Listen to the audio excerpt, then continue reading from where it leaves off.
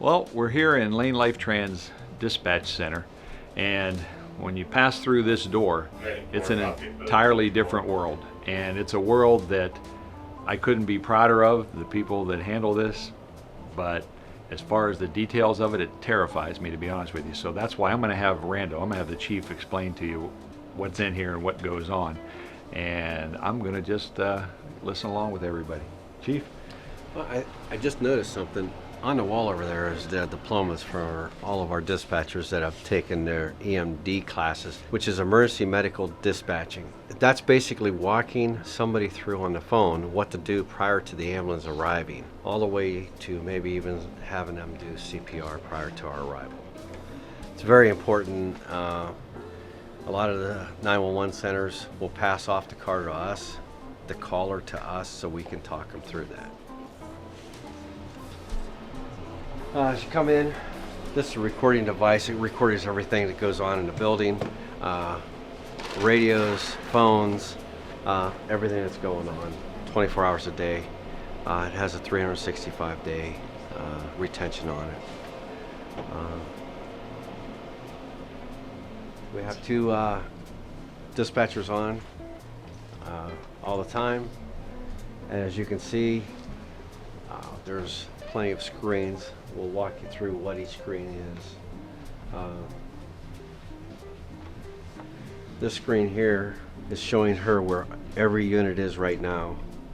All the little dots are whether the car is stopped moving, turned off completely. This screen is the recording device, and this would be the part of the CAD where the call comes in. It automatically puts the dot where the call is at. This is the EMD portion. When she first takes a call, basically one's a call taker, one's a dispatcher and talks to the units. She's going to take the call. As she's taking the call, she's also going to EMD it. Obviously the first page is going to be the patient's location, callback number. Those are the two most important things to get right away. And then what is the problem there? And then the computer actually goes through the questions that are needed to ask as they're EMDing. And like I said, if somebody's bleeding badly, we'll help them understand how to at least slow the bleeding down prior to our arrival. If they're not breathing, what to do for them. If they're not breathing and have no circulation, well, they'll actually talk them through CPR on the phone prior to the ambulance getting there. The importance of that is the brain starts to die after 4 minutes. 4 to 6 minutes are very, very critical. If somebody's there doing CPR prior to our arrival, it's going to give us a better chance in successfully resuscitating the patient. Cindy's the dispatcher. Her screens are a little bit different. She's going to be a little bit bigger on where cars are. This screen is what each car is doing right now. If she has any calls, as we call it, in a queue, it'll show there. A non-emergency trip would be in a queue.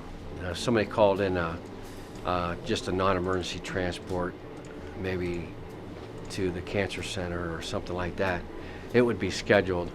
And once it's in there, that way we don't forget it.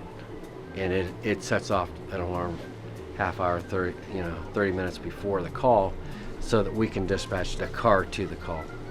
This is how we alert our units.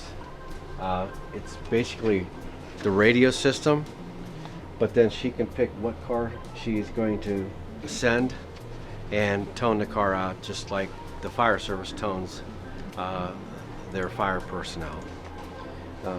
And then it has the different frequencies that she's listening to right now. Right now, what do we got? 3 cars out? 4? We have 4 units out right now, actively on the scenes of emergencies. These are events that are going to be going on in the next 24 hours or so. These are all Covelli Center standbys we'll be doing. Well, they're working. There's nobody else permitted in this room.